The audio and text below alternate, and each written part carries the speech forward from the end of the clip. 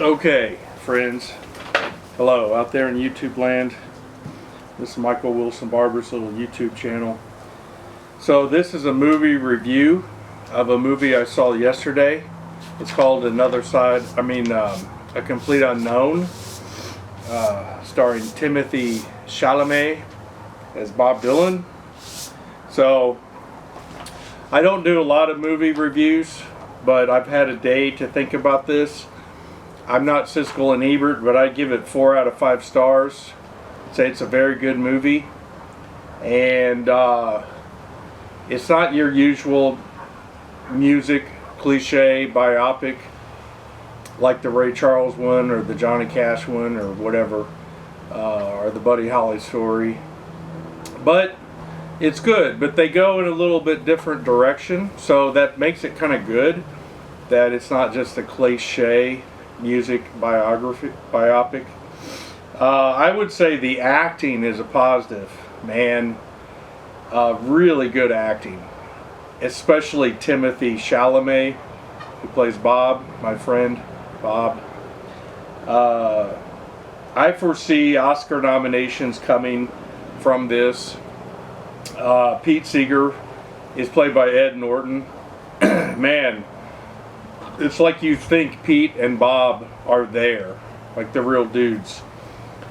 Susie Rotolo, Bob requested not to use her real name, is Sylvia somebody, and she's a great actress. The actress that plays Joan Baez, great actress. And the Al Grossman character is pretty good. And Johnny Cash character is pretty good. Any movie that has Johnny Cash in it is pretty good, right? So another positive is that I would say it's like authentic to the period, like period cars, period clothes, period microphones, and musical instruments. It's just really well done. And another positive I would say is that you could always see that Bob liked rock and roll, and if you read chronicles or listen to it on audio, you know that Bob always liked rock and roll and pop music. He just wasn't able to keep a band of his own. He didn't have any money, so he got into folk music and just went crazy with it and started playing a lot of folk music. And like the only thing he took with him to New York was like probably a duffel bag and his guitar, and I think Chronicles said he had like $20 or something. He didn't have that much money. And so the internet says it's fairly accurate with some apparent liberties taken, but Bob did do a read-through of the script, and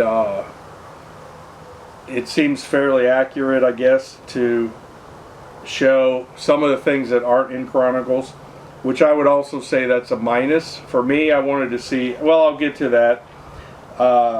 Another positive and kind of minus is that there's lots of the relationship drama with the girls, with Sylvia, and Joan Baez.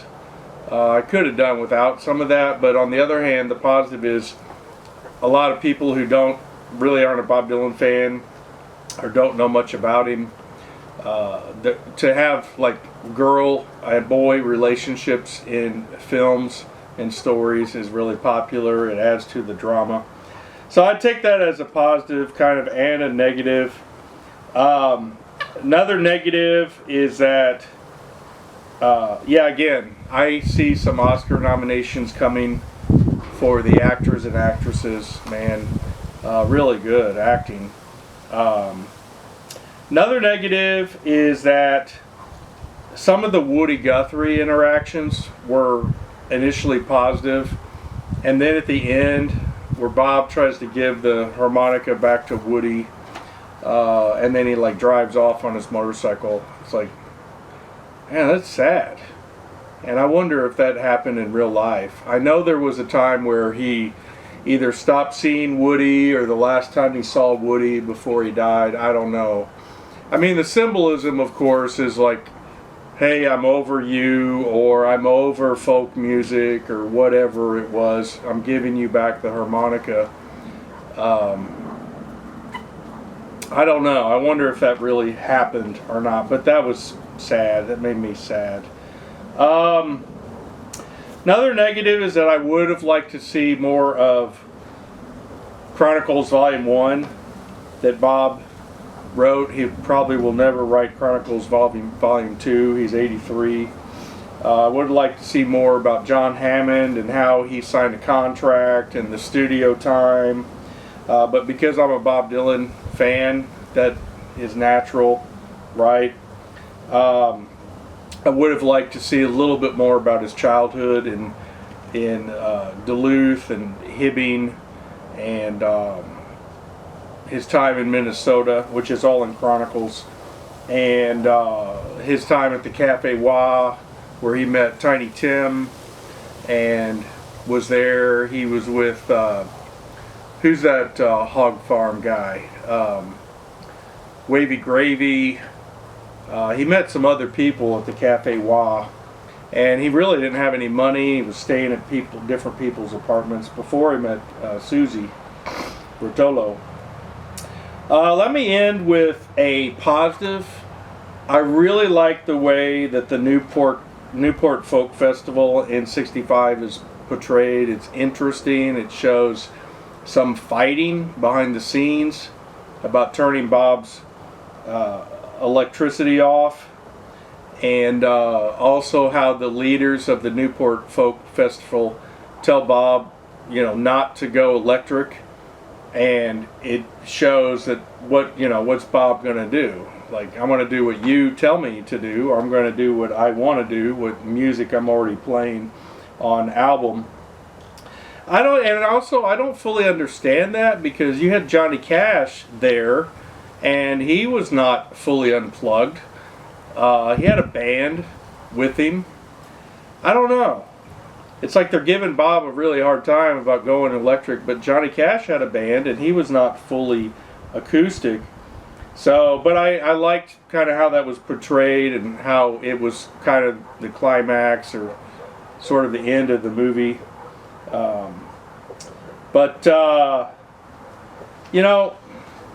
Bob always liked rock and roll, my friend Bob. So he says in Chronicles that he knew he wouldn't have a band until he made enough money, or whatever, had power to keep a band. So when John Hammond signed him in '62 for Columbia, like, only 2 songs, I think, on this album, his debut, were originals. And then he blows up the world with the Free Will and Bob Dylan in 1963. And this album is excellent. And Johnny Cash had it. He wrote a letter saying that it's my most prized possession. The Beatles listened to it a lot. Probably everybody in music was listening to this album in '63, '64. And I've heard Bob say that this is like the only album of old music that he still listens to sometimes, which is saying something. So I have it here on 180 gram vinyl, and you see Bob and Suze Rotolo pictured on the front cover. Man, it's just a great album. If you do not have Free Will and Bob Dylan, your life, you cannot reach Erickson's 8th stage of human development. And then he did The Times They Are Changin', and he played some of these songs at the March on Washington when Martin Luther King spoke with, Bob played with Joni Mitchell, some of the songs there. Very good album. So, but he starts going more electric. You can see it in Another Side of Bob Dylan. He's going electric here. I think this is '64, I believe. And then by the time he gets to Bringing It All Back Home, he does some electric songs like Subterranean and Homesick Blues, Maggie's Farm, things like that. And by the time you get to 65 with Highway 61 Revisited, you get like a Rolling Stone. And I don't know if he has any acoustic songs on this album. I don't know. But by this time, of course, he's got a band, he's got studio time, he's got people at least playing for him in studio. And then he does Blonde on Blonde, which he doesn't look very happy on the picture on the cover of that album.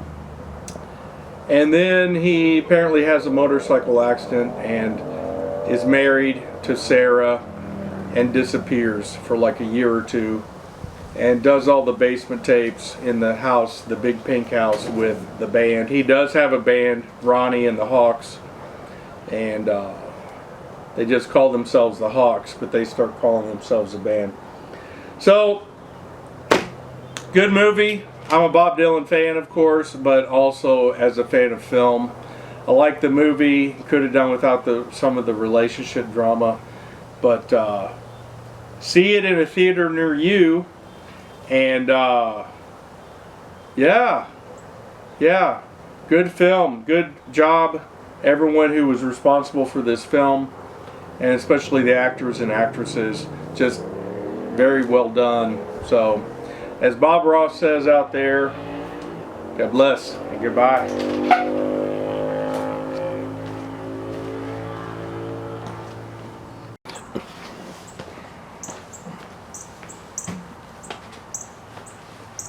Oh, by the way, the power of the bamboo compels me.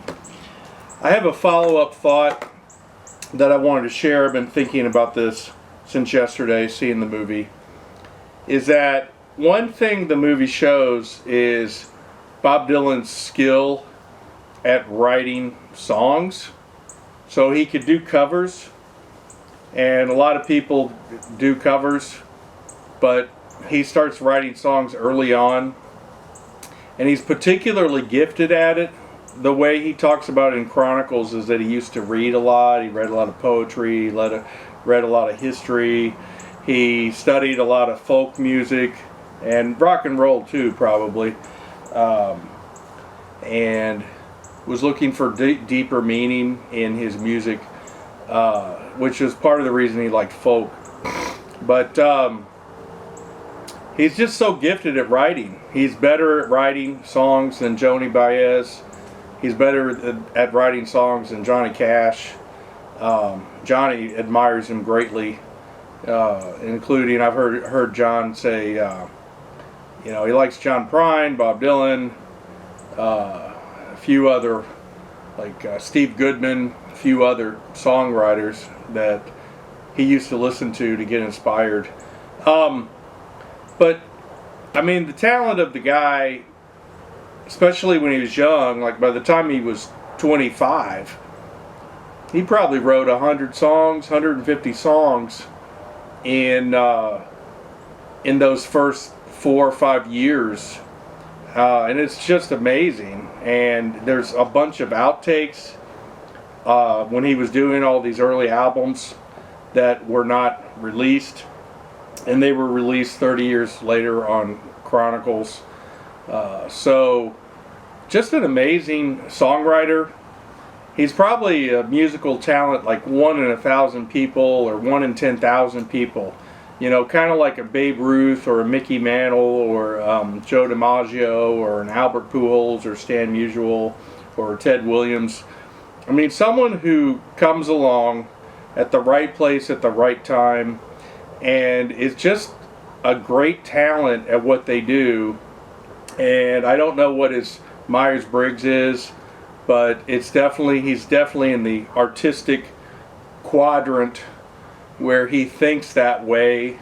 He probably has an awkward communication style or interpersonal relationship style, and the movie does show that.